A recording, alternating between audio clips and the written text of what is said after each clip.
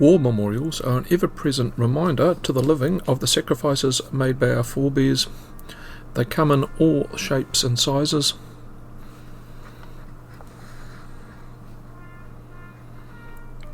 Large cities to locations where the population was and is measured in hundreds, where one death in battle was felt by everyone. Today, long after the last shot in anger has been fired, these strong metal and stone constructions prick at our consciousnesses, remind us how lucky we are, at the same time how weak. There's one New Zealand memorial made of glass, not stone, hundredths of the size of a large cenotaph.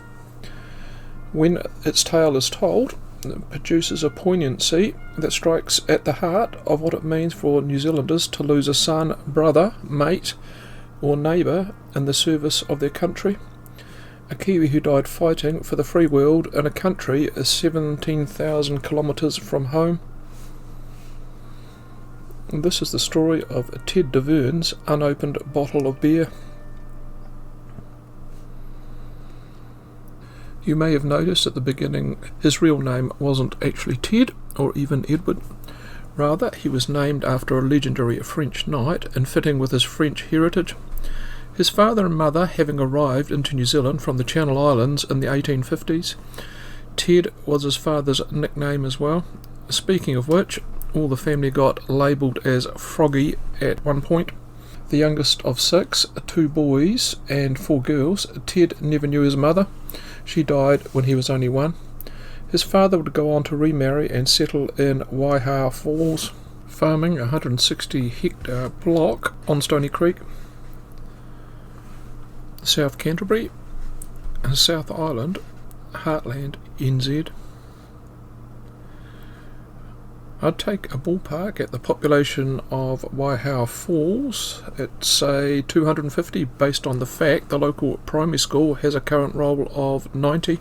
When the kids get older, they either take the bus to and from Waimate daily or go off to board. Ted ended up boarding at Timaru Boys High. Athletic but not academic, Ted bailed out as soon as he could and joined his old man on the farm. His older brother, having no affinity with the land, had buggered off to Auckland. Effectively, he was heir apparent. In his youth, 3 things happened worthy of mention. That photo isn't wobbly, simply because an average 5-year-old knows better how to work their way around Photoshop than me. He'd had a diving accident and blown out one of his eardrums. For the rest of his life, he'd have the characteristic subconscious lean towards his good ear. If you're now already wondering how he managed to pass his army medical, he fooled the doctor by changing from side to side to always keep his good ear facing him. A top swimmer, number 2, he'd rescued a woman from drowning one summer. Foremost at number 3, he became what we would now call the Territorials, specifically the Canterbury Yeomanry Cavalry. What were termed hobby soldiers were considerable in numbers immediately after the First World War, and then petered out, particularly in the Great Depression when their funding was cut to the bone. Still, Ted plugged away in the Territorials for 13 years, until Herr Hitler began doing his thing and Ted joined the proper army.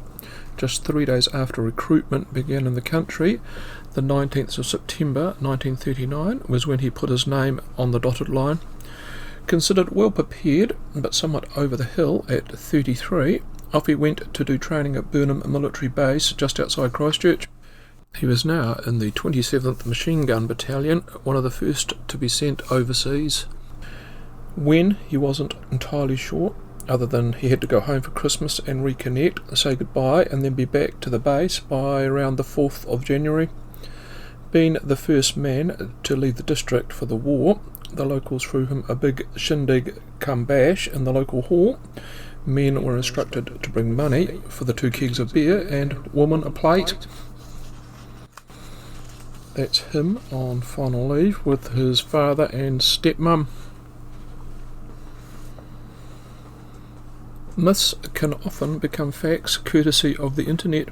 The truth is, we don't actually know, and will never know, the exact circumstances leading up to Ted telling the publican George Provan, "Save it till when I get back," or similar to the effect, Provan putting the bottle in pride of place and behind the bar accordingly. What led up to the unopened bottle of balanced beer being left behind the bar at the Waihao Falls pub is open to speculation. The most popular recreation of the story is Ted was in the pub having a few quiet ones before the train via Waimate left, and he got caught short as the train arrived, and thus he didn't get to consume the beer he'd just ordered. There's, however, one gaping hole in the story, and trains were going out of style by then.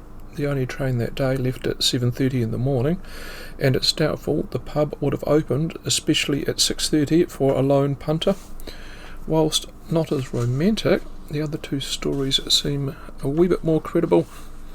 The first one goes before Christmas. Ted and his mates had been out shooting and ended back at the pub.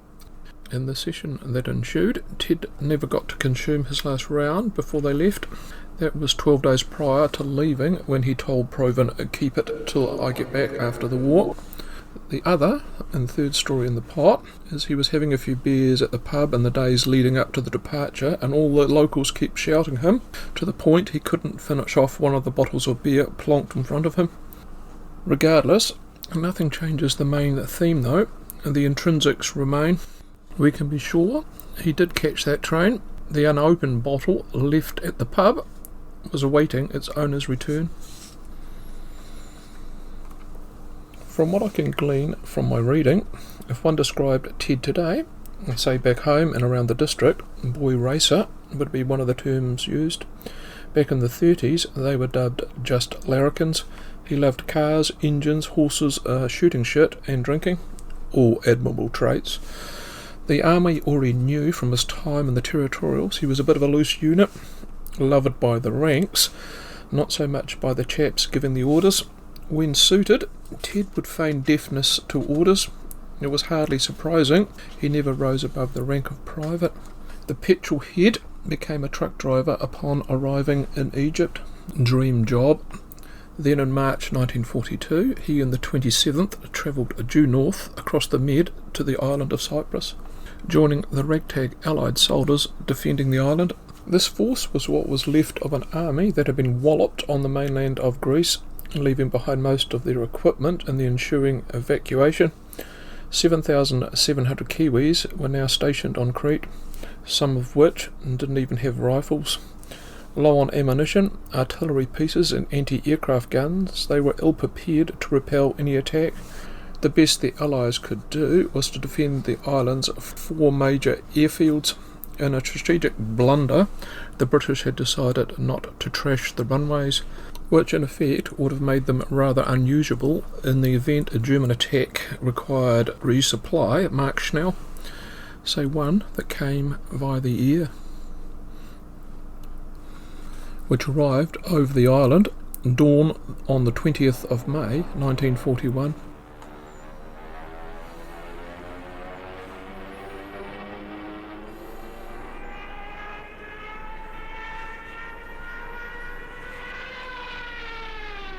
Ted and his battalion were given the task of protecting Malame Airport.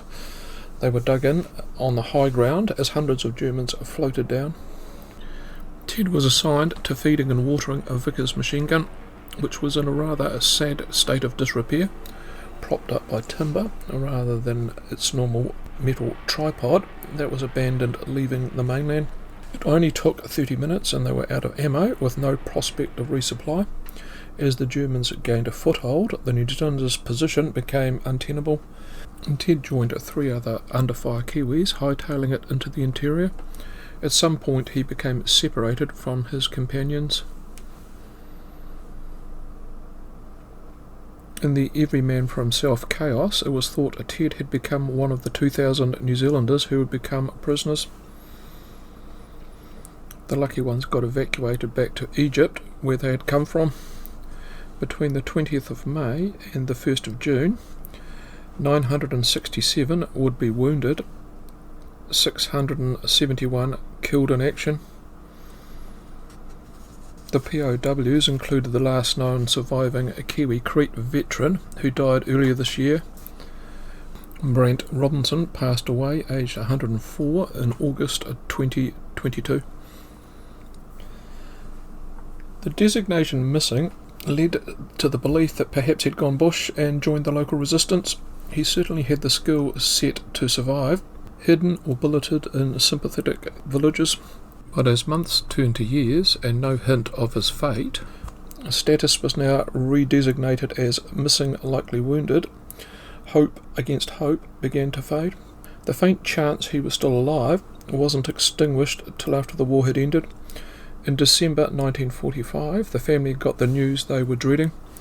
Ted had been wounded in the initial invasion, taken to a local village, and died there a couple of days later.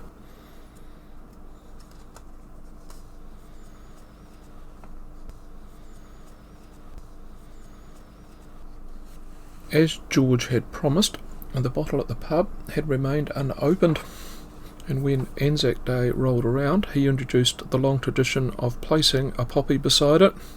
When it was time for him to relinquish ownership, the bottle was assigned as part of the chattels. Successive owners have respected that tradition, and in the late 70s it got a bit of an upgrade, a bit of a spruce up, in the form of its own new label and memorial cabinet. What's on your screen is what I saw when I popped in on the way back from Kurau last year. What's more, 2 years ago, the legend to Ted's bottle got a major boost when a statue of Ted waiting for the train was crowdfunded. Stands, or more correctly sits, in the shadow of the pub.